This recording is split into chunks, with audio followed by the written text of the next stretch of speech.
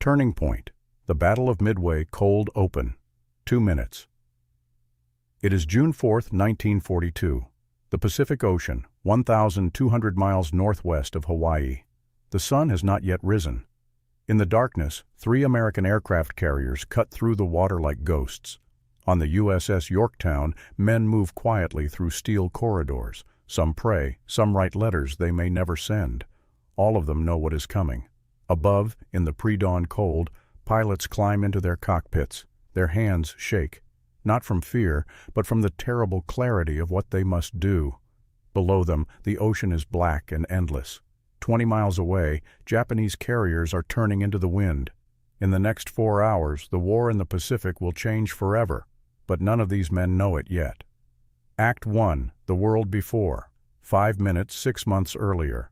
Pearl Harbor still smolders. Admiral Isoroku Yamamoto has done what he set out to do.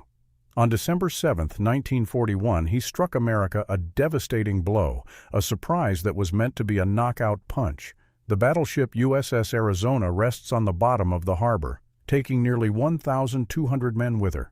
America's Pacific Fleet is in ruins, but Yamamoto knows something that the jubilant commanders back in Tokyo do not.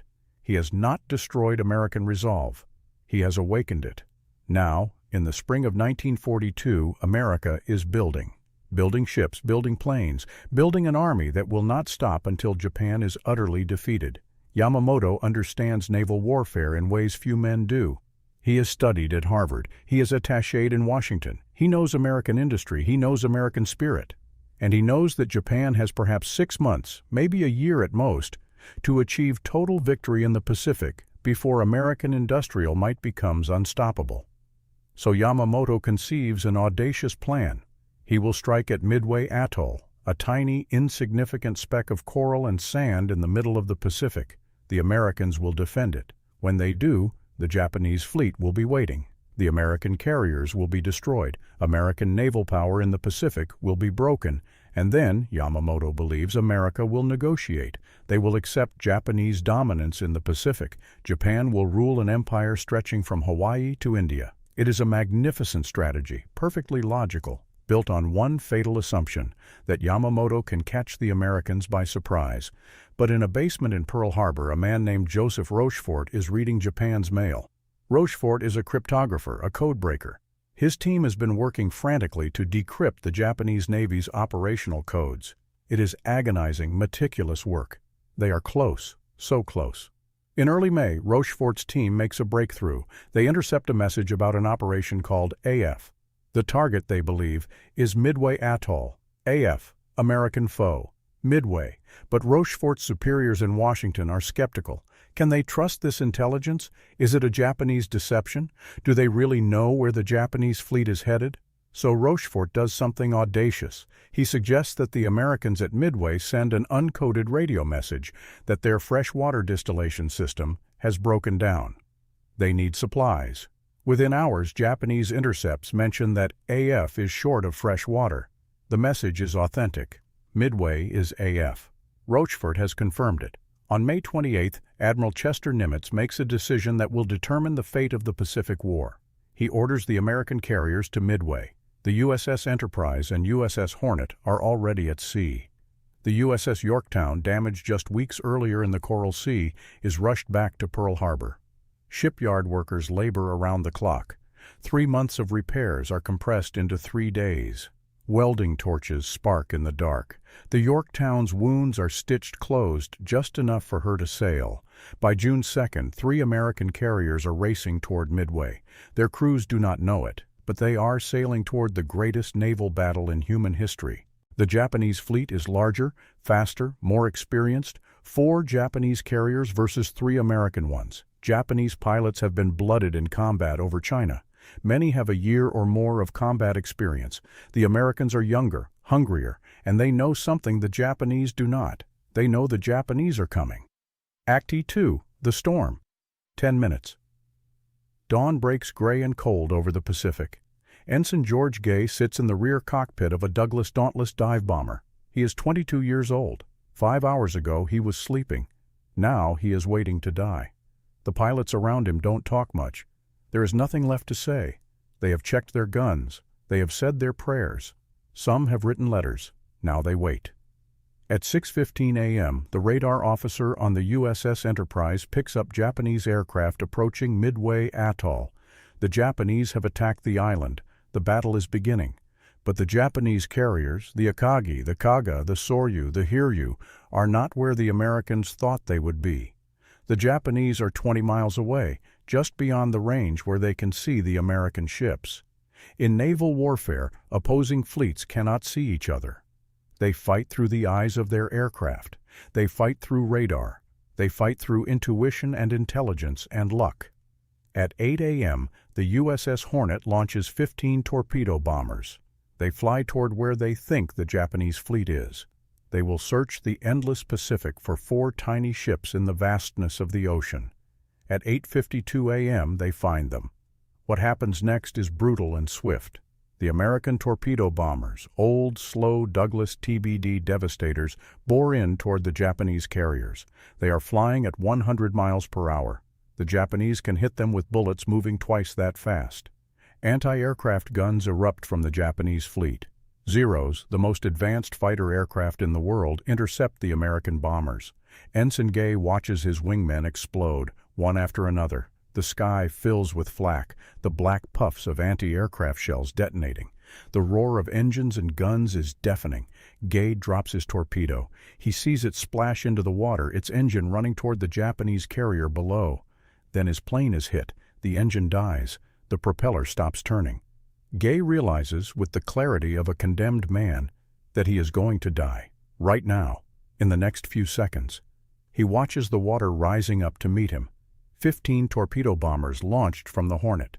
14 are shot down. Not a single torpedo finds its mark. At the same moment, 15 torpedo bombers from the USS Enterprise are attacking from a different angle.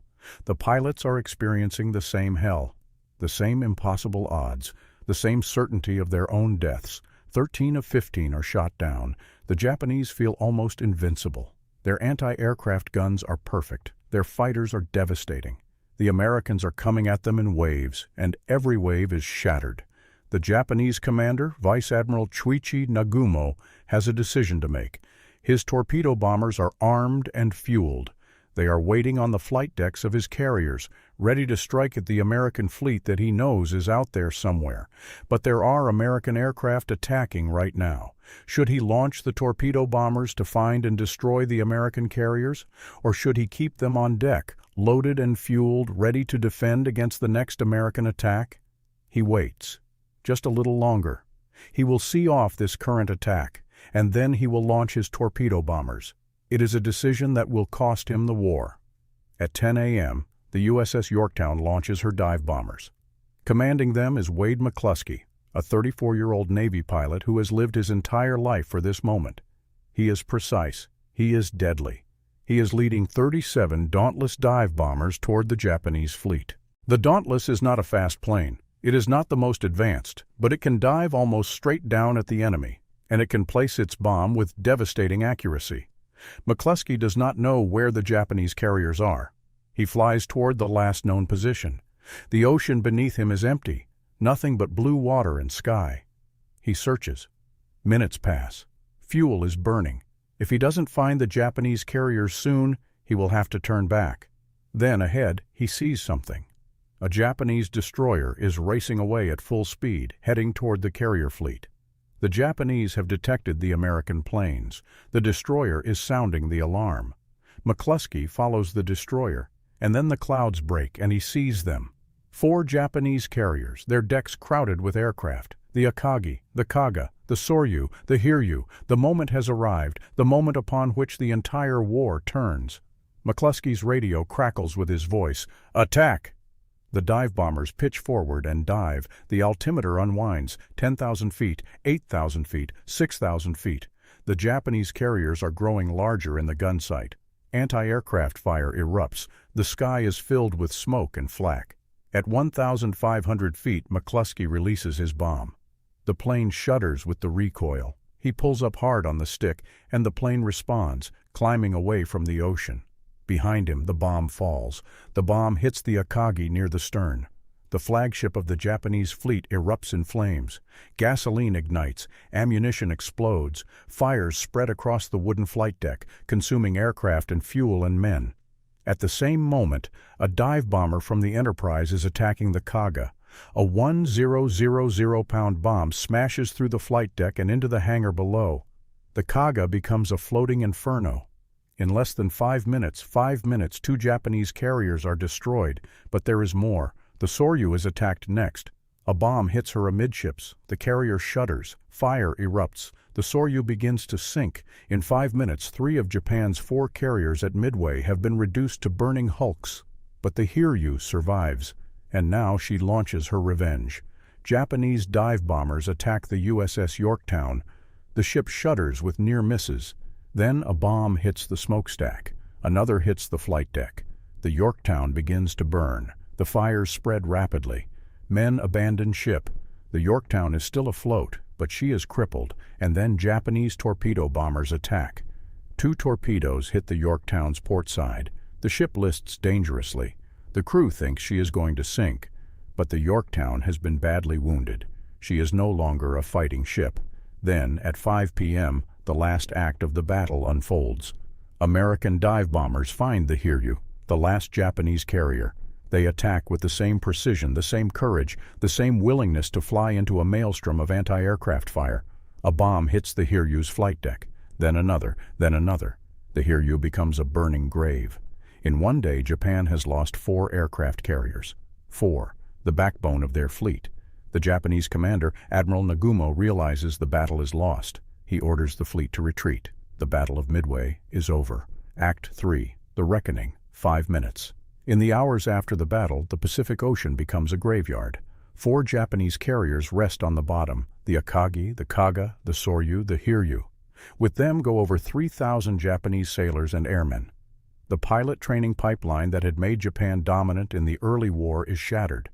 The experienced airmen, the ones who had devastated Pearl Harbor, who had conquered Southeast Asia, are dead. The Americans lost 1 carrier, the USS Yorktown, along with 150 aircraft and 307 men. But the Yorktown, unlike the Japanese carriers, will be remembered. Unlike the Japanese, America has the industrial capacity to replace her. Japan does not. America will build more carriers, many more. By the end of the war, America will have built 141 aircraft carriers. Japan will build 18. By the time the Japanese carriers sunk at Midway rest on the ocean floor, America has already begun construction on their replacements. The Essex-class carriers are being built in the shipyards, massive floating fortresses that will dominate the Pacific for decades. The battle has broken Japan's capacity to conduct the kind of mobile warfare that made them invincible in 1941 and early 1942. They can no longer attack American carriers with impunity. They can no longer control the seas through carrier aviation. In the months after Midway, the war begins to change. The Americans go on the offensive. They attack the Solomon Islands. They begin the long, brutal island-hopping campaign that will take them across the Pacific toward the Japanese homeland. Each island is captured at terrible cost.